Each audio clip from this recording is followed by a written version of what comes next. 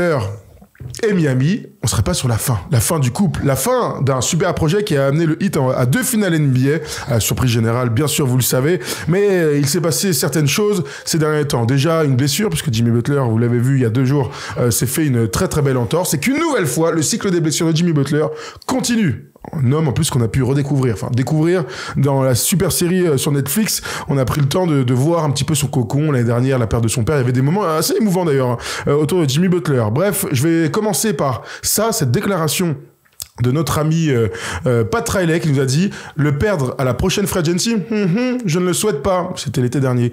Il aura la possibilité de sortir de son contrat et nous aurons la possibilité de prolonger. Je n'ai pas eu beaucoup de discussions avec Jimmy à ce sujet. Je n'ai plus besoin de m'asseoir et d'avoir ces réunions avec Butler.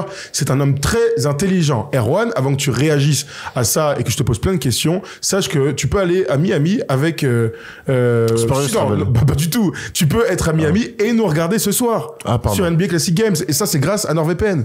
Cette vidéo est sponsorisée par NordVPN, qui soutient évidemment notre chaîne et qui soutient aussi tous nos projets que l'on veut mettre en place. Et cette année, on va vous régaler. On en profite donc pour vous montrer comment ça marche, puisqu'on est déjà plusieurs dans l'équipe à l'utiliser. Ça vous permet de masquer votre adresse IP et donc d'éviter de vous faire pirater.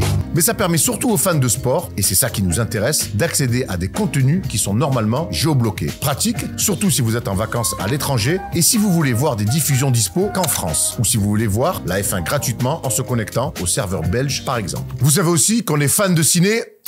Silence, ça tourne! En se connectant sur d'autres serveurs avec NordVPN, vous pouvez accéder à des films qu'on kiffe et qui ne sont plus dispo sur les plateformes françaises. Pratique, surtout si vous voulez revoir The Flash. Il y a une énorme offre qui est dispo uniquement via notre lien. 4 mois offerts sur 2 ans d'abonnement, et si vous n'êtes pas content du service, ils ont un principe de satisfait ou remboursé sur 30 jours, donc c'est tout bénef.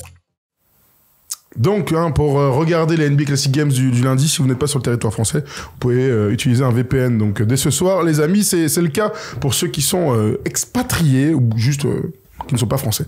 Erwan, revenons à Miami et sur cette déclaration de Pat Riley. Tu te souviens quand elle est sortie, c'était il y a plusieurs semaines, plusieurs mois maintenant. C'était la première fois qu'on se disait que Pat Riley était capable, dans ce projet-là, de laisser partir Jimmy Butler. Moi, j'avais pourtant la sensation que Jimmy Butler allait finir sa carrière à Miami. Moi, je suis pas surpris de ce qu'a fait Pat Riley, et à Miami, il ne faut jurer de rien. Il faut d'abord comprendre qui est Pat Riley. Pat Riley, c'est donc un ancien joueur, un grand coach, mais Pat Riley, c'est un mec qui ne fait jamais les saisons de trop, qui n'attend jamais que les choses soient en train de se faner et définitivement faner pour intervenir. Même si là, avec Jimmy Butler, on va en revenir. On se souvient de son départ des Knicks pour le Heat à New York, c'est un dieu à Manhattan, hein. Il amène cette équipe-là en 94 au titre. Ils sont censés, avec lui, un jour gagner le titre. Boum, il se barre à Miami. L'histoire, on la connaît. Elle est assez improbable et incroyable. On se souvient que quand LeBron James veut commencer à faire de l'omnipotence dans les bureaux au Heat, de mettre la main complète sur la franchise, Pat Riley, il fait, qu'est-ce que tu fais? Allez, va-t'en. Rentre. Je t'en prie, y a pas de problème. On va se séparer, rentre chez toi. Bon, alors que c'est lui qui l'avait fait venir 4 ans plus tôt du côté de la Floride. Pat Riley, c'est un visionnaire, c'est un mec qui a une vision des choses, et cette vision-là l'a souvent amené à des grandes choses. Il n'a pas toujours gagné avec tout le monde, il n'a pas gagné avec les Knicks notamment, mais c'est quelque chose qui l'a amené souvent à des grandes choses. Avec le projet Butler, ils n'ont pas gagné, mais ils sont allés sur 2 finales. Et Jimmy Butler, je pense qu'aujourd'hui, on peut déjà tirer même s'il est encore au 8, on peut tirer un bilan. Ça a été un excellent coup quand Philly ne veut pas lui filer le max, ils vont chercher Jimmy Butler, il amène tout de suite son côté revanchard, sa colère, sa hargne, sa défense, son leadership et cet esprit de play-off. Il n'empêche que la réalité de cette équipe de Miami, depuis 2 ans, c'est que c'est une équipe de play-in. Ça, c'est la réalité. Depuis 3 ans, du coup, même. Parce qu'il sort du play-in pour aller en finale. Voilà, il sort du play-in pour la finale. Voilà. Donc, depuis les 2 dernières saisons. Écoulé. C'est une équipe de play-in. Alors, les grands Manitou vont nous dire, mais non, Jimmy Butler, l'ADN, la finale. Oui, la finale, c'est un run exceptionnel de play-off. Ils nous ont régalé. On aurait même aimé qu'il soit champion. Ça aurait été l'un des titres les plus fous de l'histoire auquel on aurait assisté. Il n'empêche que ce run de play-off-là, il a masqué quand même beaucoup de carences, et que Jimmy Butler commence à vieillir, et que Jimmy Butler commence à être compliqué à gérer parce que c'est aussi un caractériel et que c'est quelqu'un avec qui il faut mettre des formes. Et j'ai la sensation que la manière dont fonctionne la franchise du Heat et ce qui est aujourd'hui Jimmy Butler à 36 ans, avec les deux derniers, avec la saison qui vient d'enchaîner et les playoffs, et notamment cette équipe-là qui n'est pas en playoff la saison dernière. C'est important de le dire, ils sont pas en playoff la saison dernière. Je pense que pour Jimmy Butler et pour le Miami Heat, il faut qu'il y ait un divorce à l'amiable parce que Jimmy Butler pourra faire du bien dans un nouveau projet et Miami, tant que Jimmy Butler sera là, ne pourra pas entamer un nouveau cycle. Ils ont fait venir Terry Rozier l'année dernière, ce qui était un bon coup. L'année dernière, ils sortent au premier tour contre Boston. Ils sortent contre Boston. Ils sont détruits. Pardon, autant pour moi. Bon, contre ça fait Boston, une différence qui quand même. va détruire tout le monde. T'as raison. Mais aujourd'hui, souviens-toi, c'est une équipe il y a 2 ans qui est en finale NBA. Ils ont pas du tout capitalisé là-dessus. Ça prouve bien que ce run-là a été exceptionnel avec des planètes qui sont alignées. Mais derrière cette finale NBA, c'est pas rien. Ils n'ont rien construit. Ils n'ont pas capitalisé. Et chaque fois, on disait, non, mais Miami, on attend les playoffs, tu connais. Non, ça, je ne crois pas à ça et tu le sais depuis qu'on travaille ensemble. Une saison régulière, ça doit se jouer. Et aujourd'hui, Jimmy Butler a beaucoup trop d'importance dans le collectif et ça, je pense, ça empêche Spoelstra, Dodgers qui sont arrivés de prendre le pouvoir, de prendre le lead. Donc je crois que pour l'un et pour l'autre, c'est mieux de se séparer. Voilà, la seule chose qui me fait dire que Jimmy Butler doit être tradé en cours de saison, c'est son âge. C'est pas du tout le contenu des saisons régulières. C'est pas, tu vois, c'est pas non plus son caractère. Je crois que son caractère, à Miami, ils s'en sont bien sortis, puisque c'est la 3e force de la conférence Est sur les 5 dernières années. C'est-à-dire que hors les champions de l'Est, donc Boston, Milwaukee, finalement, c'est Miami qui s'en sort le mieux ces dernières années. Avec des runs de playoffs dont on va se souvenir longtemps, avec des finales jouées. 2 runs de playoffs. Avec la bulle. Ah bah oui, oui, d'accord. Donc c'est la 3e force de la conférence Est. Franchement, il n'y a pas trop de discussion à avoir là-dessus. À un moment donné, tu rajoutes une finale de conf aussi. Ouais, tu ne peux pas... voilà, t'as 3 super runs de playoffs et 2 finales jouées. Yanis, quelque part, ce genre de résultat, il en rêve. Hein.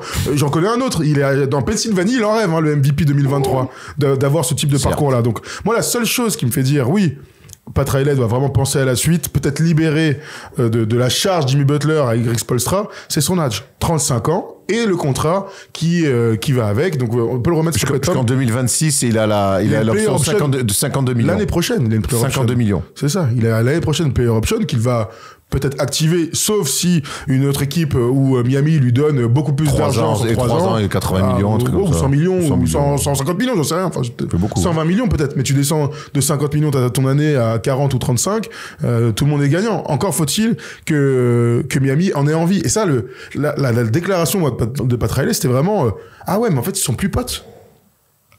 Tu vois, c'est juste ça. Hein. C'est, ah ouais, ils sont plus alignés maintenant. Parce qu'ils vivaient avec les blessures de Jimmy Butler. Ils vivaient avec les saisons régulières en dents de scie et tout. Ils vivaient tous, hein. Ouais, mais pour moi, il y a les blessures, il y a les saisons régulières en dents de scie, t'as raison. Et puis, il y a le personnage. Ouais, mais jusque-là, il y a pas de problème. Parce que quand il jouait, il était quand même impactant. Jimmy Butler, l'année dernière, c'est encore 22 points par match. Il est à 16 sur le début de saison. Non, mais là, le début de saison, là, c'est très particulier. Mais là, la déclaration, c'était à l'intersaison, hein. D'accord, mais souviens-toi, c'est quand il lui dit aussi, c'est là qu'il lui dit, tais-toi quand tu sais pas, des fois vaut mieux se taire et tout. Je pense que Pat Riley est clairement agacé par Jimmy Butler, clairement.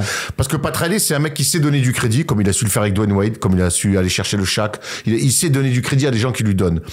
Jimmy Butler il lui a donné du crédit. Le problème, j'ai l'impression qu'aujourd'hui, le crédit de Jimmy Butler, aux yeux de Pat Riley, ça y est. Les 2 finales, les runs de playoffs, c'était cool. Il n'empêche qu'il y a une saison à vivre. Les blessures, je peux les encaisser. La non-performance, beaucoup moins côté Miami. Et quelque part, Pat Riley, c'est un mec qui a toujours un coup d'avance. Il l'avait pour sa propre carrière, il l'a eu pour ses équipes.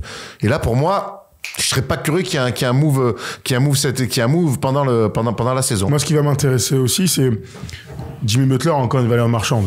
Alors, je serais très curieux de voir ce qu'il vaut sur le marché. Mais moi, si j'étais une équipe de haut tableau, 50 millions, c'est compliqué à transférer. Mais dans l'idée de progresser à l'instant T, d'avoir... Gagner du temps. Gagner du temps. Vous le savez tous, hein, la rumeur qui est sortie il y a quelques semaines, c'est celle de Houston Rockets. Donc, c'est-à-dire que en allant chercher Jimmy Butler, à voir ce que tu envoies en face. Hein, mais ton rookie déjà, qui joue... On rappelle, Shepard, il était numéro 1 des bookies pour être rookie de l'année. Hein. Et là, il est... Non, des GM. Ah non, des rookies de l'année, ouais, t'as raison, sur Winamax, c'était le favori. Et on s'était dit... C'est les GM qui ont aussi dit, c'est notre favori. Et on se disait, attends, mais il va pas jouer, tonton. Gros, il prend... Pas parce qu'il est pas bon, hein, parce qu'il y a du monde. Je crois qu'il joue autant de moi que quand j'étais à l'Étendard de Brest sur le banc de la Pro B. Donc c'est pour te dire que... Et donc, là, l'intérêt aussi d'imaginer un trade à la trade deadline, c'est d'empêcher Jimmy Butler d'actionner son d'opt-out pour tester le marché et qu'il se barre pour rien. C'est de récupérer quelque chose, des choix de draft, une continuité, des jeunes joueurs à potentiel, enfin j'en sais rien, ils peuvent espérer quand même pas mal de trucs. Donc la question que je te pose aussi, c'est est-ce que tu as l'impression que Jimmy Butler aujourd'hui, ça vaut encore, peut-être pas à top, mais en tout cas, est-ce que ça vaut beaucoup encore sur le marché? Moi, je pense qu'une équipe qui veut gagner du temps, qui rêve de faire des coups sportifs, hein, pas juste un coup médiatique, coup hors. Je pense qu'il devrait se pencher sur le cas. Alors que tu l'as dit et très bien, c'est que ça vaut cher. C'est que tu fais venir un mec à 52 millions et sur lequel tu peux pas te projeter pour moi plus de 2 ans. Mais si un mec a une intuition, s'il y a des échanges avec un agent et on dit vas-y, ça l'intéresse, il y a un coup à faire, ça vaut le coup de se pencher dessus. Parce que quand la NBA, c'est aussi une histoire. On est souvent, c'est ce que nous dit Kimbo dans une autre vidéo sur OKC. On veut pas casser l'alchimie. On prend le temps. On est dans notre logique. On est dans nos timings, certes. Mais des fois, il y a des coups à faire et il faut pas les laisser passer. Parce que si t'es trop frileux, t'as peur d'eux. Parce que Jimmy Butler qui vient dans une équipe, c'est un plus, mais c'est quelqu'un qui prend de la place aussi. Maintenant, à voir comment lui, il s'intégrera dans cette équipe-là. Mais on sait qu'en tout cas, sur les premiers mois, voire les premières saisons, Jimmy Butler est un fédérateur et un leader d'exception. Donc moi, si je suis une équipe, je me pencherai sérieusement dessus. Écoute, on va en parler avec Mathis qui nous a appelé pour parler de Jimmy Butler. Comme d'habitude, tout le temps, celui-là, que dès qu'il y a Miami. On va appeler Jimmy Butler et on va lui poser la question. On va discuter de Jimmy Butler et je suis curieux de voir où est-ce que vous avez envie, vous, de le voir arriver. Donc, mettez-vous la destination qui vous plairait le plus. Ça m'intéresse et je les prendrai aux arrières. Il y a beaucoup de Détroits. Un échange sec, Giannis, Jimmy Butler. Gagnant. Est-ce qu'il est là, notre ami? Hello. Hey, Mathis. Salut, Mathis. Oh, ça va? Hello, ça va et vous? Oui, Erwan, ta question habituelle? Et toujours avec ta meuf? Toujours. En plus, je crois qu'elle est branchée, qu'elle écoute là. Donc on l'embrasse. On l'embrasse. Le mariage bientôt, tu nous avais dit, hein? Ouais. Ah, bientôt, ouais. bientôt. Faut que je fasse la liste et vous serez dessus, si madame veut bien. Oh, alors, t'emmerdes pas avec ça, c'est déjà assez compliqué, un mariage. Ne t'embête pas, nous, on sera juste à vous féliciter, à vous souhaiter d'être heureux, les amis. Bon, en fonction du menu, invite quand même, hein. Ouais. Vas-y. Envoie la carte des vins, histoire de voir quand même si on passe voir si ça pique. Mathis, est-ce que c'est la fin de Jimmy Butler? Dis-moi, vie déjà. Est-ce que c'est la fin de Jimmy Butler à Miami?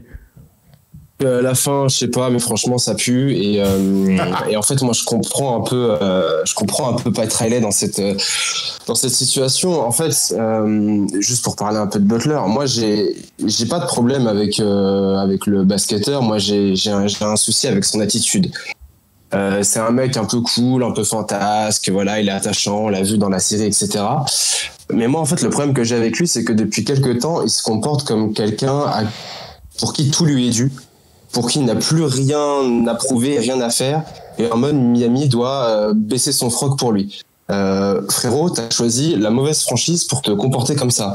On va pas prendre. Vous avez cité l'historique avec LeBron. On peut même citer Dwayne Wade, qui à un moment s'est brouillé et est parti faire ses petites virées à Chicago et à Cleveland, machin. Moi, en fait, je comprends ça. Je comprends qu'il ait des déclats très osés pour un mec qui est pas sur le terrain. Le truc de oh putain, Boston, frimez pas trop parce que si j'avais été là, vous seriez dehors, machin. Boston, on peut dire tout ce qu'on veut, le chemin tranquille en playoff, machin, les mecs ils sont champions, toi t'étais dans ton canapé, etc. Donc connaissant un peu Pat Riley, comment ça marche à Miami, et face à une attitude comme celle qu'adopte Jimmy Butler, ouais, franchement ça pue. Et si j'apprends que à la fin de son contrat, à la fin, même à la deadline, soyons fous qu'il soit plus là, franchement je vais pas pleurer et je vais pas dire oh putain c'est inattendu quoi. Donc ça pue. Alors qu'est-ce que tu souhaites du coup avoir en échange un peu globalement? Est-ce que c'est l'occasion de repartir sur un nouveau projet? Est-ce qu'il y a quand même des mecs dans la force de l'âge, dans leur prime, je pense à Adebayo par exemple, qui sont là? Qu'est-ce qu'on souhaite là si on est fan de Miami? Bah déjà moi ce que je souhaite dans l'absolu c'est qu'en fait c'est que Butler il s'assagisse. Moi si tu me poses non mais ça arrivera pas, ça arrivera pas, on le sait. Non mais à 35-36 ans il va pas s'assagir Butler. Tu l'as dit toi-même. Mais quand je dis s'assagir, c'est se mettre à jouer, c'est se mettre à se sortir les doigts. Non mais il a jamais. Non mais là il est en conflit ouvert et Jimmy Butler en conflit ouvert il part. Ça s'est toujours passé comme ça. Quand Philly lui file pas le max, c'est parce que il ouvre sa gueule, il prend de la place et que derrière, là t'as Tonton Harris qui lui est Tiens, regarde, va chercher nos noces. Eh ben voilà, ils ont préféré lui donner l'oseille à lui. Parce que Jimmy Butler, c'est comme ça. Donc après, il peut t'amener énormément de choses, mais je pense que la gestion au quotidien et saison après saison, elle est compliquée. Mais Jimmy Butler, lui, il a quand même un truc pour lui, c'est que son comportement n'a jamais changé. Donc ça, moi, j'y crois pas. Non, mais je dis pas que non plus j'y crois pas. Tu me demandes ce que je veux en tant que de fan de Heat, c'est ça. Après, si tu veux parler un peu de contrepartie, etc. Oui, moi j'aime bien Miami, c'est une équipe que je suis. Il y a du talent, il y a un réservoir, il y a évidemment Bam Adebayo, il y a Tyler Hero qui est sur un très bon début de saison, même si ça fait que 8 matchs. Ils ont développé du Nikola Jovic qui a été drafté il y a quelques temps. Même il était bon hier. Là, il est pas mal. Ouais, il a été bon. Ils ont gagné. J'ai vu à Minnesota alors qu'il n'y avait pas Butler. Donc moi je suis persuadé qu'il y a un truc à faire. Évidemment qu'il faut se séparer de Butler en contrepartie de quelque chose. Mais oui, moi il faut que tu en fait il faut que tu fasses de l'échange. Il faut pas faire un truc comme je sais pas Klay Thompson qui se barre et les Warriors ils reprennent pas grand chose en fait, tu vois. Je sais que les contextes sont différents, mais ouais, moi j'aimerais bien quand même quelqu'un pour remplacer l'aura et le basket en fait qu'il avait quand il jouait, quoi, tu vois. Klay Thompson, t'as raison de dire que c'est pas pareil, parce que Klay Thompson est au bout de son contrat. Pour moi c'est impossible que Jimmy Butler aille au bout de son contrat avec Miami, hein. Vraiment. Ou alors ça serait une grande surprise, ou alors c'est impossible de bouger, que personne en veut et que il y a vraiment pas de preneur en face. Mais sinon, moi je pense que si une équipe, c'est pour ça que les équipes autres que Miami, s'ils ont des idées un peu de la suite dans les idées et qui sentent un truc, moi je pense que s'ils hésitent et qu'ils arrivent avec une propale un peu intéressante, Miami ils vont pas bégayer, hein. Tu crois pas, Tom? Non, je suis plutôt d'accord avec vous. Hein. Non, je suis plutôt d'accord avec vous. Voilà, la vraie question que je me pose, c'est où est-ce que j'ai envie de voir Jimmy Butler? Voilà. Je pense qu'on a fait le tour sur Miami et ce qu'ils peuvent espérer, mais où est-ce que vous, là, vous avez envie de voir Jimmy Butler jouer? C'est tout. Dans le meilleur des cas. À Portland. Oh. Dans le meilleur des cas. Non, mais en vrai. Tu vois, Houston, c'est est-ce que vous avez d'autres trucs? Après, Houston peut envoyer des trucs. Après, il y a des projets. Ça fasse sens, ça. Bah, ouais, mais faut que ça fasse sens. Faut que l'équipe soit mid et aille loin, espère aller plus haut. Tu vois, c'est une équipe déjà qui est forte, mais qui a des blessés. Tu vois, Phoenix, ça a aucun intérêt. Les Warriors, pour moi, ça a aucun intérêt. Ah, mais si on y va comme ça, oui, il y a beaucoup d'équipes comme ça. Mais... Sacramento. Ils ont déjà des Rosanne. Au Pelicans, c'est un projet mort, donc bref, ouais, non, c'est pas si simple que ça en fait, hein. C'est pas si simple que ça. C'est quoi, Mathis, toi? Houston, c'est l'équipe un peu idoine. C'est pas évident non plus, mais moi en fait le constat il est relativement simple. Pour moi, il y a aucune équipe à part Miami, où Jimmy Butler, là, il peut être en fait dans son confort, faire un peu ce qu'il veut, jouer, pas jouer, etc. Et pour moi, en fait, cette brouille avec Pat Riley, elle est basée sur ça. Elle est là pour dire, gros, ici on est à Miami, personne n'est dans le confort. Et moi, franchement, je vois Butler évoluer nulle part. Butler, il a une player option à 52 l'année prochaine. Franchement, à 36 ans, t'as du mal à refuser. Donc moi, en fait, ça m'étonnerait pas qu'il reste, mais qu'il reste un peu contraint et forcé. Et moi, ce que je crains, c'est qu'en fait, ça se voit dans le jeu, ça se voit dans Miami, ça se voit dans des attitudes, dans des trucs comme ça. Et que ça soit perdant-perdant. Franchement, c'est dur. Ouais, que ça soit un truc perdant-perdant. Genre, je reste, je prends ma thune, mais tiens, toi, tu l'as dans le fion, t'avais pas vraiment envie que je reste et le résultat des courses, on en est là, quoi. Je vous propose là. C'est pour ça que je te parlais de Butler qui s'assagisse, machin, parce qu'il faut que ce mec il arrête d'être con et qu'il joue, quoi. Alors, vous êtes prêts? Vous me dites oui, non. J'ai écrit 4 équipes là, vous me dites. La première, c'est. hors Rockets, hein, bien sûr. Memphis Grizzlies. Et pourquoi pas? Ouais, j'aime bien. Ok, Memphis Grizzlies. San Antonio Spurs. Non. Non. Très bien. Charlotte Hornets. Non. Tout à fait improbable, celui-ci. J'allais vous dire Milwaukee Bucks, mais pas pour Giannis. Pour Lillard. Pour Lillard. Pas simple, hein. Pas simple. Je vous en propose une autre. Tu dis non? Ouais, non. Pour Lillard. Ça sera toujours le problème, ce sera toujours Chris Middleton. Hein. Bah, Lillard, il a envie de jouer au moins, quoi. Lillard, il fait un énorme début de saison individuel. Après, il est malheureux là-bas, il est dans un projet de merde. Mais Lillard, à la base, il rêve de Miami depuis longtemps. Donc, je vous propose 2 autres équipes pour finir, parce que je vois le temps passer. Dans 10 minutes, il y a le NBA Classic Game. Clippers. Non. Non. Ils sont trop longs, il y a trop de taf, projet trop brumeux. Moi, je vous propose. Non, mais c'est très bien ce que tu veux. Je me régale à ce jeu. Je vous propose. Elle est où ma dernière équipe, là? Je vais vous trouver ma dernière équipe qui en plus me paraissait... C'est Nanterre 92. Ah, si. Non. Allez, Une autre équipe qui joue en rouge. Les Bulls. Un retour à Chicago. Zach LaVine en phase. Ça Bailanda. Moi, je pense que Miami ne va jamais sur Zach LaVine. Je pense pas non plus, mais je pense à Jimmy Butler. Oui, alors pour l'histoire, c'est rigolo, mais je pense que ça change. Pour le coup, tu gagnes pas de temps à Chicago parce que le projet, encore une fois, il part de trop loin, mais bon. Je vous propose des équipes. Mais moi, Memphis. Ouais. Sur la route de Memphis. J'aime beaucoup Memphis. Très bien. Qui c'est qui chante sur la route de Memphis? Eddie Mitchell. Bon, la vache. Allez. Ça part vite comme ça. Classe. Merci Mathis de nous avoir appelés comme toujours. Merci à vous et merci à Pat Riley, à tout le monde. Et j'ai vu un commentaire qui disait pourquoi il y en a qui passent souvent, parce que c'est les meilleurs. Les meilleurs intervenants passent. Oh, merci. Mathis merci, les gars. juste exceptionnel. Allez, salut Mathis. Allez. Ciao. Salut Mathis. Pour Jimmy Butler, vous nous dites hein, si vous êtes en replay. Il y a aussi les Cavs, on nous propose les Cavs. Improbable, ça se passe très bien les Cavs sont à 11-0 les mecs. Oh, ils ont autant de victoires que de joueurs de foot sur un terrain. Non mais attends, vous vous rendez compte quand même. Ou de joueurs de foot US. Parce que sache qu'au foot US, on joue à 11 contre 11. Mais non. Si. C'est une vraie stat ça? Ouais. Tu rigoles? Non. Polo, c'est vrai? Pour moi, je savais pas du tout que c'était 11. Ouais, donc, en même temps, c'est un dérivé du foot. On est journaliste sportif ou pas? Incroyable. Je pensais que c'était genre 14, 15, ils sont tellement... Ouais. Ce qui est bien, c'est qu'ils sont 11 contre 11 et il y en a que 3 qui touchent la balle. Max. Allez, voilà, on s'arrête là-dessus pour cette vidéo.